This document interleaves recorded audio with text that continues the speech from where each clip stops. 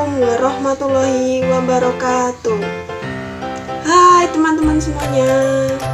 Bagaimana kabar teman-teman hari ini? Semoga teman-teman selalu dalam keadaan baik ya. Oke teman-teman, seperti kata pepatah, tak kenal maka tak sayang, dan tak sayang maka tak cinta. Maka izinkanlah saya memperkenalkan diri dengan teman-teman semuanya. Nama saya Hidayatul Anaria dengan NPM A1G022034 dari Program Studi Pendidikan Guru Sekolah Dasar Fakultas Keguruan dan Ilmu Pendidikan Universitas Bengkulu dengan mata kuliah Pengelolaan Pendidikan dan dengan dosen pengampu Bapak Dr. Muhammad Kristiawan MPD. Nah teman-teman, dalam video kali ini teman-teman sudah tahu belum? Kira-kira kita akan membahas tentang apa ya? Penasaran kan? Yuk disimak. Baik teman-teman, dalam video kali ini kita akan membahas tentang efektivitas dan mutu sekolah. Baik teman-teman, dalam efektivitas dan mutu sekolah, apa saja sih materi yang akan kita bahas nanti? Materi yang akan kita bahas, yang pertama, pengertian sekolah efektif. Yang kedua, karakteristik sekolah efektif. Yang ketiga, model-model sekolah efektif. Dan yang keempat, usaha meningkatkan efektivitas dan mutu sekolah.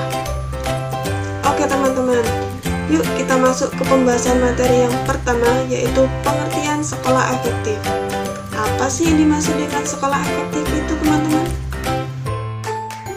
Sekolah efektif adalah sekolah yang mampu mencapai target-target yang telah ditetapkan sebelumnya, visi, misi, dan tujuannya dengan memanfaatkan dan mengoptimalkan sumber daya yang ada di dalam sekolah tersebut, serta memiliki iklim sekolah yang mendukung kegiatan pembelajaran dan output yang dihasilkan oleh sekolah dapat bermanfaat bagi lingkungannya. Next, kita ke pembahasan materi yang kedua, yaitu karakteristik sekolah efektif. Nah, teman-teman, apa saja sih karakteristik sekolah efektif itu? Menurut Mortimer, tahun 1991, sekolah efektif bercirikan sebagai berikut. Yang pertama, sekolah memiliki visi dan misi yang jelas dan dijalankan dengan konsisten.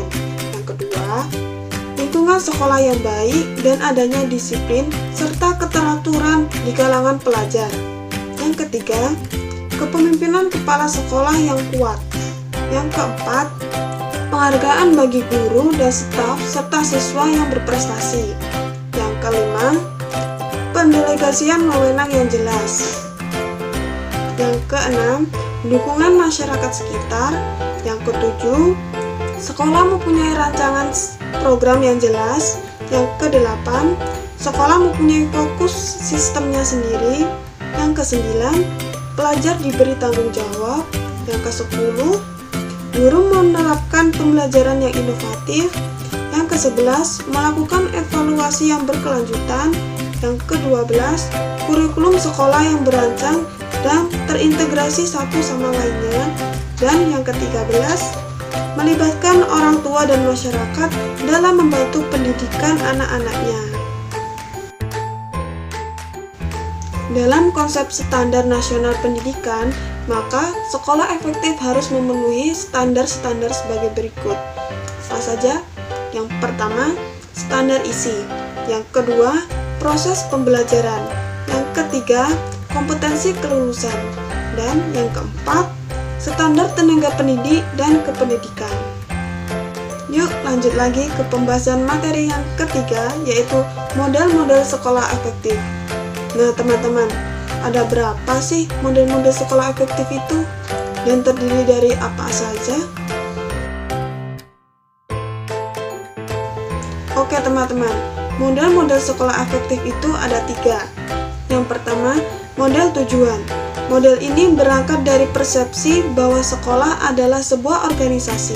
Model tujuan sering digunakan untuk meneliti dan menilai ketercapaian sebuah sekolah. Yang kedua, model mutu total. Model manajemen mutu total mengklasifikasikan sebuah sekolah efektif jika sekolah tersebut berupaya melibatkan dan memberi kuasa kepada semua anggota dalam fungsi sekolah. Yang ketiga, model proses. Model ini menekankan pada aktivitas-aktivitas yang dijelaskan sebagai kriteria penting efektivitas sebuah sekolah. Nah, teman-teman, kita sudah masuk nih ke pembahasan materi yang terakhir, yaitu materi keempat tentang usaha meningkatkan efektivitas dan mutu sekolah. Apa saja sih teman-teman usaha untuk meningkatkan efektivitas dan mutu sekolah itu?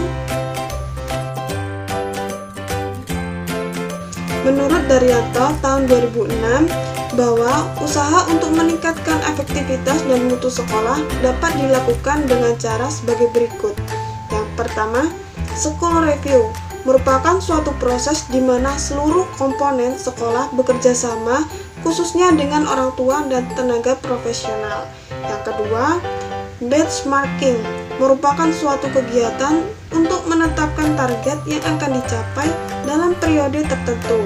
Yang ketiga, koalisi asuransi merupakan cara untuk menentukan bahwa proses pendidikan telah berlangsung sebagaimana mestinya. Dan yang keempat, koalisi kontrol merupakan suatu sistem untuk mendeteksi terjadinya penyimpangan kualitas output yang tidak sesuai dengan standar. Oke teman-teman, itulah tadi pembahasan materi tentang efektivitas dan mutu sekolah dari saya. Apabila ada kesalahan, saya mohon maaf. Saya akhiri. Wassalamualaikum warahmatullahi wabarakatuh. Kita ketemu di video berikutnya ya. Terima kasih. Bye-bye.